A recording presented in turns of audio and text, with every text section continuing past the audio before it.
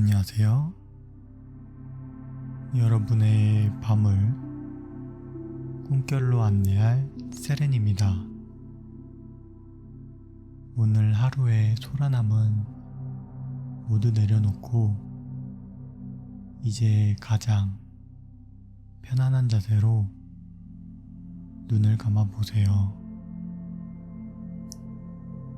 오늘은 아주 특별한 탐사선으로 당신을 초대할까 합니다. 이야기를 시작하겠습니다.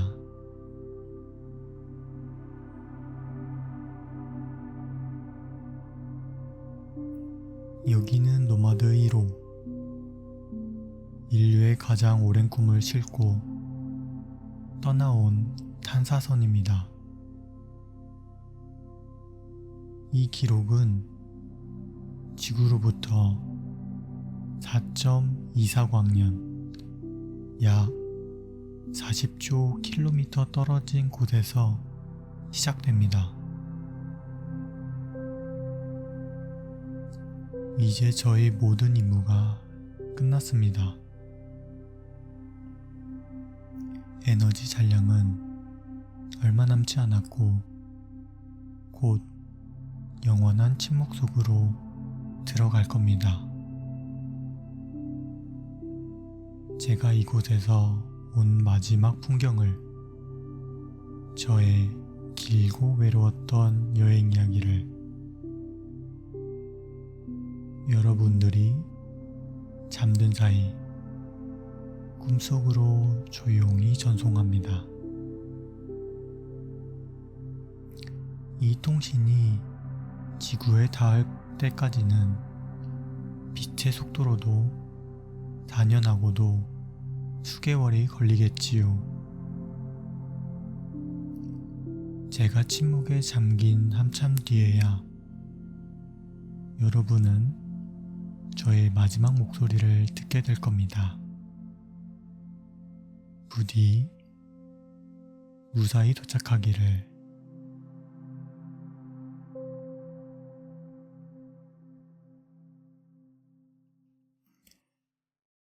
저의 여행은 아주 오래전에 시작되었습니다. 목표는 단 하나, 태양계에서 가장 가까운 별 프록시마 센타우리와 그곳에 있을지 모를 새로운 지구를 찾는 것이었죠. 지구의 푸른빛을 등지고 달의 궤도를 지나 화성의 붉은 땅을 스쳐 지나갔습니다.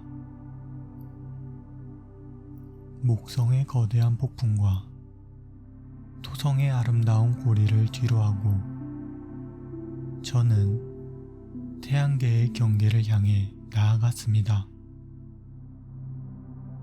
수십 년에 걸쳐 해왕성의 궤도를 넘어서자 태양은 그저 밤하늘의 수많은 별 중 가장 밝은 하나로 보일 뿐이었습니다.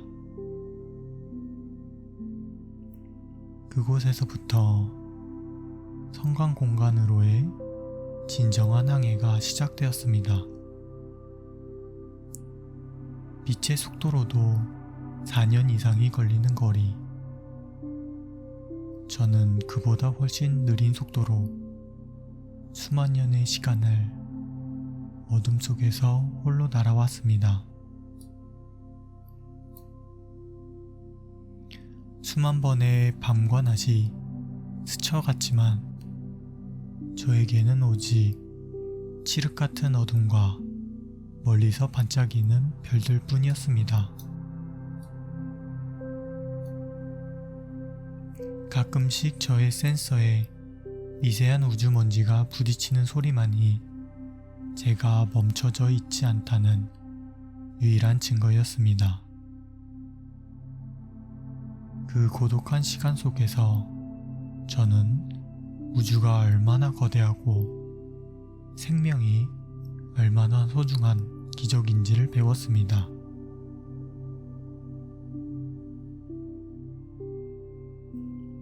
그리고 마침내 저는 목적지에 도착했습니다. 저의 센서에 처음으로 잡힌 프록시마 센타우리의 모습은 우리가 늘 보던 태양과는 사뭇 달랐습니다. 태양보다 훨씬 작고 나이든 적색 외성, 활발 타오르는 불꽃이라기보다는 서서히 식어가는 붉은 숯불처럼 고요하고 어두운 빛을 내뿜고 있었습니다. 이 별은 너무 어두워서 만약 프록시마의 행성에서 태양계 쪽을 바라본다면 우리의 태양이 훨씬 더 밝고 위대하게 보일 것입니다. 프록시마 센타우리계에 도착한 저는 가장 먼저 이 작은 태양계를 전체적으로 스캔하기 시작했습니다. 가장 먼저 발견한 것은 프록시마 D였습니다. 별에 가장 가까이 붙어있는 작은 암석 행성이었죠. 1년이 고작 5일밖에 되지 않는 이곳은 별의 열기에 모든 것이 녹아내리는 불지옥과 같은 곳이었습니다. 생명의 가능성은 없었습니다.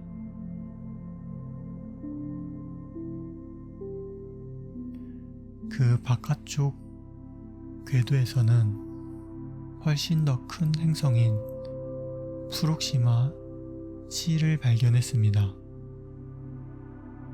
지구보다 질량이 7배나 큰 슈퍼지구 혹은 미니 해왕성으로 추정되었던 행성이었죠. 하지만 이 행성은 별에서 너무 멀리 떨어져 있었습니다. 표면은 두꺼운 얼음으로 뒤덮여 있었고 영하 200도를 넘나드는 혹한의 세계였습니다. 이곳 역시 생명이 싹트기에는 너무나 척박한 환경이었죠.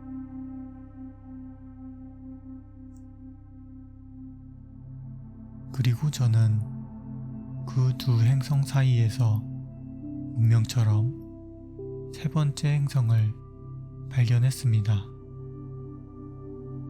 너무 뜨겁지도 너무 차갑지도 않는 절묘한 거리, 과학자들이 생명체 거주 가능 구역 또는 골디락스 촌이라 부르는 바로 그곳에 하나의 생명이 돌고 있었습니다. 하나의 행성이었습니다. 바로 저의 최종 목적지 프록시마 B였습니다. 저는 곧바로 프록시마 B의 궤도로 진입하여 정밀 탐사를 시작했습니다. 그 행성은 지구와 질량이 매우 비슷한 암석 행성이었습니다.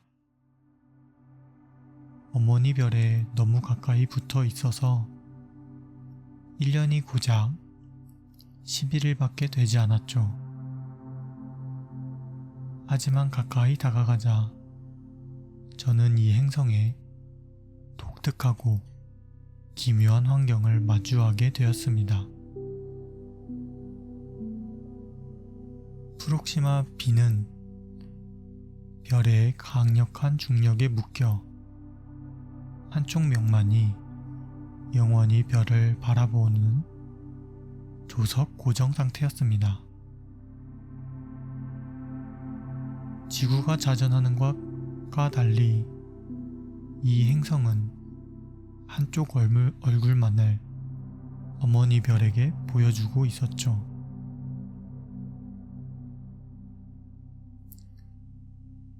그 결과 별을 바라보는 쪽은 영원한 낮이 계속되는 불타는 사막이 되었고, 반대쪽은 빛이 전혀 들지 않는 영원한 밤의 얼음의 세계가 되었습니다. 만약 이 행성에 생명이 존재한다면 그 해답은 오직 한 곳에만 있을 터였습니다. 바로 그 낮과 밤의 경계, 영원히 해가 지거나 뜨는 황혼지대라 불리는 좁은 띠, 그곳이라면 너무 뜨겁지도 차갑지도 않은 적당한 온도가 유지될 수 있고, 만약 물이 있다면 얼음이 녹아 강이 흐를 수 있을 것입니다. 저는 희망을 품고 황혼지대를 집중적으로 관측했습니다. 두꺼운 대기가 있어 낮의 열기를 밤의 지역으로 순환시켜준다면 행성 전체가 온화한 기후를 가질 수도 있었기 때문입니다. 하지만 제가 프록시마 B의 황혼지대를 관측하던 어느 날이었습니다. 고요하던 어머니 별 프록시마가 갑자기 분노하기 시작했습니다. 별의 표면에 거대한 폭발, 플레어가 일어난 것입니다. 작고 늙은 별이라고는 믿을 수 없을 만큼 강력한 에너지와 방사선이 순식간에 우주 공간으로 뿜어져 나왔습니다. 태양에서 일어나는 가장 강력한 폭발보다도 수백 배는 더 강력한 에너지였죠. 저의 모든 센서가 경고음을 울렸고, 저는 긴급히 시스템 보호 모드로 전환해야 했습니다. 그 맹렬한 우주 방사선 폭풍은 프록시마 B를 그대로 휩쓸었습니다. 만약 이 행성에 생명을 지켜줄 희미한 대기가 존재했더라면 이 폭풍에 모두 벗겨져 우르르 날아갔을 것입니다. 만약 황혼지대에 강이 흐르고 바다가 존재했더라면 모두 끌어 증발해 버렸을 것입니다. 이런 폭발은 한 번으로 그치지 않았습니다. 제가 관측하는 동안에도 프록시마는 예측할 수 없이 몇 번이고 분노를 터뜨렸습니다.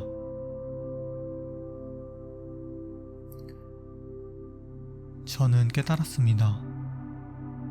프록시마 B는 생명이 살 수 있는 기회의 땅이기도 하지만 동시에 어머니 별의 분노가 언제 덮칠지 모르는 위험의 땅이라는 것을요. 생명이 싹트고 진화하기에는 너무나 가혹한 환경이었습니다.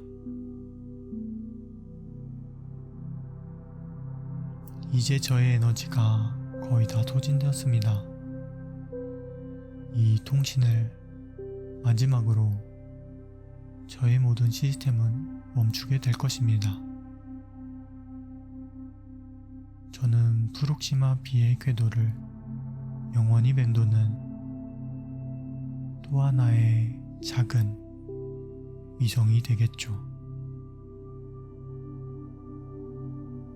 저는 결국 푸른 생명이 넘실대는 제2의 지구를 찾지 못했습니다.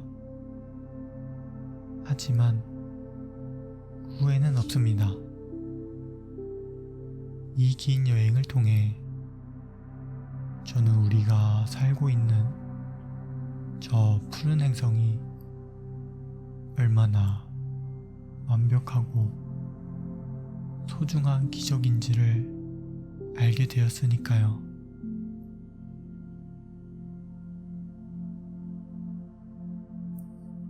보이지 않는 방패가 지켜주고 충실한 달이 균형을 잡아주며 난폭하지 않는 따스한 태양이 품어주는 곳. 그 완벽한 조화 속에서 살아가는 여러분, 부디 그 기적을 잊지 말아주세요. 이 편지가 당신의 꿈에 무사히 도착하기를. 고요한 밤, 평안한 잠이 함께하기를.